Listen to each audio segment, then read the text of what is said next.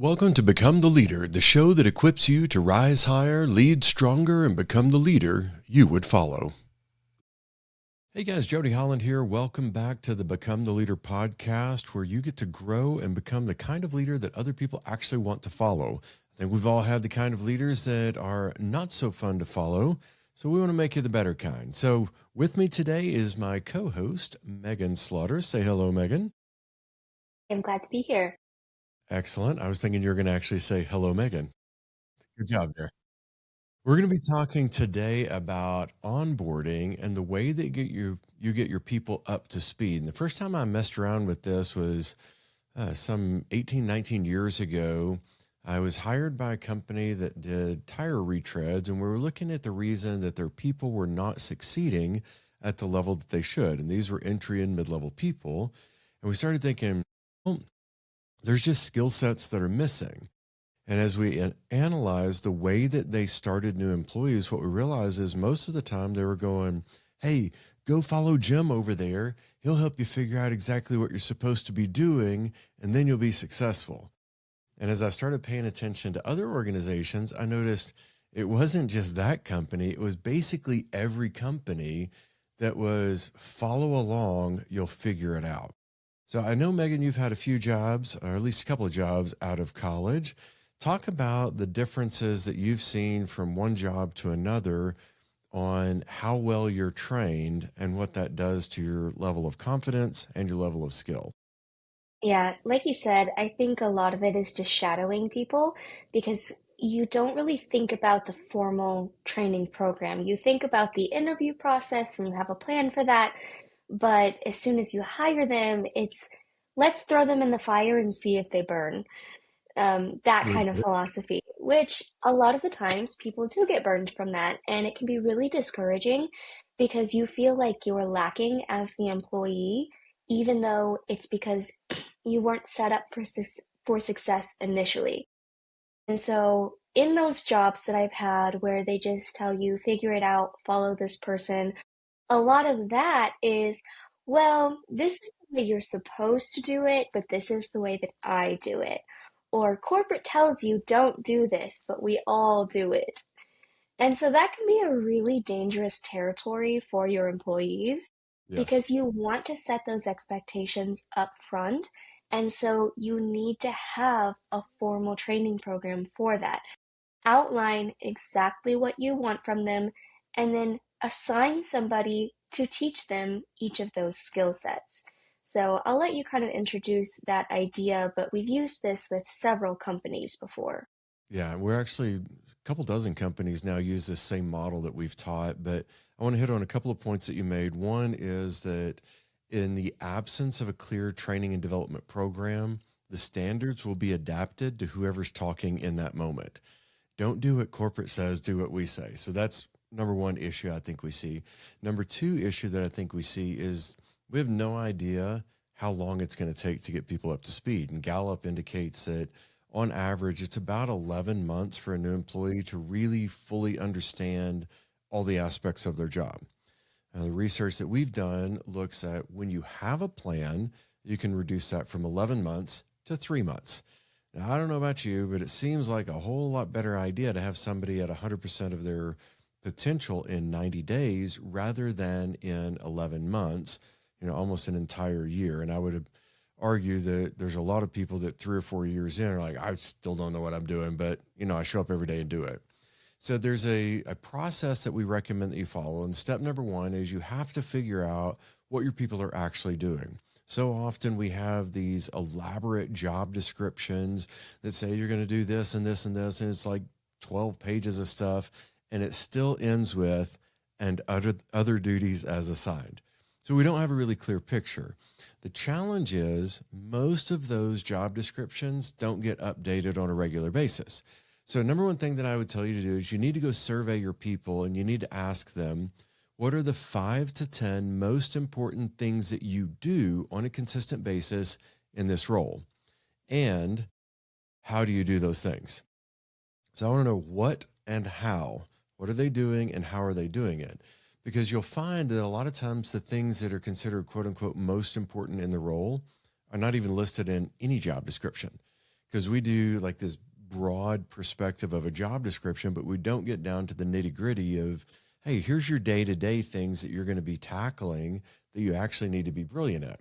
Second step that I see in here is once you gather that information, you need to do a comparison between what you said the job does and what the person actually does in the job. Step number three is you need to find out who is living up to the standards on each of the activities that they listed out for the job. So let's say you had 10 people in the same role that are filling out your survey, and they're like, okay, here's all the things we do. There's 7 consistent things across the board. Who is it that does the best of that first thing and the second and the third and so on? Those become your subject matter experts. With them, you would then say, okay, you're the SME of this. I want to map out the standards exactly the way they're supposed to be. So they would outline, okay, here's the 5-step process for this. And they would map that out for that skill set. Then you want to make sure that you have your training and tracking systems in place. This is something that you built, if you want to kind of talk about how that system works. Yeah, so the template that we have is based on the first 90 days. And like Jody mentioned, it asks about those key skills for the job. And then you assign who the subject matter expert is. And then as that subject matter expert is training the new employee on the skill set, you have the SME acknowledging that they have trained the person on it, and you have the new hire also acknowledging that they have been learned on it. So they're signing off and dating, yes, I have been trained on this skill and I do understand it. This eliminates any confusion later on so that they can't go back and say, well, you never taught me that. Because now we have a clear record of, we taught you this skill on this date and you spoke with this person. If that is something that needs to be addressed again, we can go back and revisit that and we can give you additional training. However, you knew up front that this is what was expected of you. So it's really helpful as the employer, but also as the employee, because you don't want to be confused when you're starting a new job. You don't want to have to be asking every person around you what to do and where to find out information. So you have it laid out in this one sheet, and then it has a description. So they also have a place where they can take notes. So as they're learning, if there's anything that's going to help them remember or be more successful on the job, they can write that down.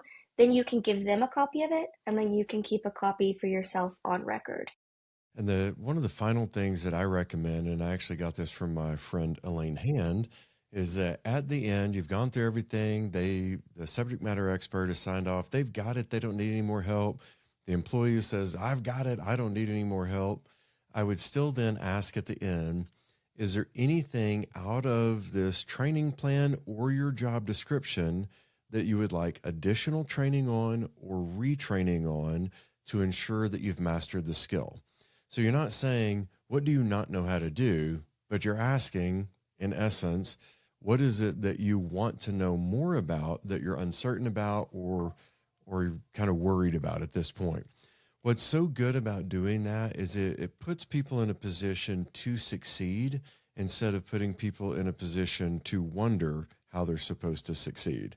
And I feel like so often we set people up for failure by not planning for their success. We don't mean for them to fail. It just kind of works out that way because we didn't map out what's the blueprint for their success so that we can use our architectural structure of greatness and get them to where they're supposed to be. So I think about it in my job, and then I want to talk about it from a generational perspective too. But when I have brought people on into my business as an entrepreneur doing leadership development, coaching, assessments, that kind of stuff, and people go, okay, well, teach me how to be successful. And you're like, I'm not really sure I know how I'm being successful, but it's just kind of working out. So I have forced myself to step back and analyze what are the patterns of behaviors that I have that lead to success and what patterns of behavior limit my success. By taking the time to analyze that in my own role, I can create a roadmap of what works and what doesn't work. Very seldom do people step back and evaluate themselves. We're good at evaluating others, but it hurts to evaluate ourselves. So I think it is important to step back from time to time. And I've seen in my own role as a leader and a business owner, I have to do that. Second thing is I have to ask myself the question, am I doing what is required to prepare my people to win? Or am I seeing these people as quote unquote in my way while I'm trying to do my job? I can't tell you the number of managers and leaders that I have observed that when they get a new person, which they desperately needed because they're overwhelmed and busy, they're like, oh, I have to go spend time with this human and try to make them win, like, which leads to them winning. So it's very baffling when people go through that. And I know you saw that in previous jobs. Hopefully you have not experienced that with us, but in previous jobs, you saw that same thing where you had some managers that were really out to make you win and some managers that were just out to get you. So talk a little bit about that. And from a generational perspective, being a young executive, how did that impact you in that first professional job out of college? Yeah, so first I just want to add in here really quick. We follow the learning period model of retention in all of our teachings. And I think following the learning period pyramid is really helpful for onboarding as well. So something that you can do with your people that I think is a little bit less common is once you have trained them on something, ask them to then teach you about it. So go through the steps of it, demonstrate that they understand what's going on, and explain it in a way that's easy for somebody else to understand. Because once you can teach somebody on something, that's when you fully grasp the concept. So even just practicing real world scenarios like a customer service interaction or maybe you're going through conflict resolution or anything like that, really practice it with your employees and drill it into them of what your standards are and what your expectations for the company are, because that's going to be really helpful for everybody involved. But with all of the managers that I've had that really want me to win in the past, they're having that conversation with me regularly and they're asking me, what do I need to do to prepare you? You know, what do you feel like you need more training on? Like you mentioned earlier on that 90-day onboarding template, it's an interactive process. And so then as the employee, you also need to be very intentional about initiating that conversation if it's not being had. So if you have questions, go out and ask the subject matter expert or ask your manager, whoever is in charge and can help you with that. Be your own advocate on that because sometimes it's that the manager doesn't know that you need additional training or support on that, or they're not as involved, so they don't understand what goes into it. That's why you're assigning those SMEs and you're working with them individually. So that's really helpful. Now, the managers that I've worked with in the past, they're very hands off, that if they're not really invested in your development, then they're just going to send you on your way and then they're going to wonder why they have so much turnover. Because I've had that happen before. I've heard a manager complain, we just hired this new person. They were here for a week and they left on their lunch break without giving notice. Well, that was also the manager that wasn't taking the time to develop them, and they weren't having that conversation or going through the training with them. So it's not just sitting somebody in front of a computer and saying, watch these videos and be on your way.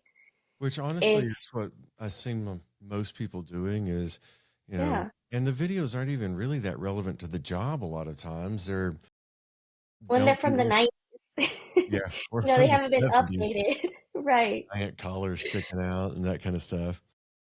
So I do think it needs to be relevant. And, you worked with one of our clients a year and a half ago and developed all of their core skills training videos, which was quite the project. It was 14 months of work, I remember, but it was filming every different aspect of the job, doing real live training, and then going through and editing and putting everything together where they could see their machines in action, their skills in practice, their people being leaders.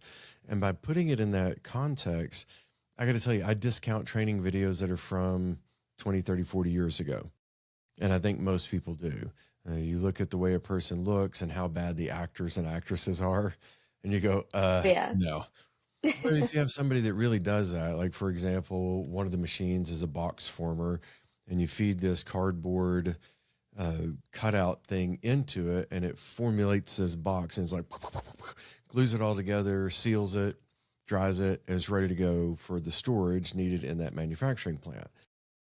They can understand it because they see it from four different angles, what's happening. And you had that subject matter expert actually talking about what was happening.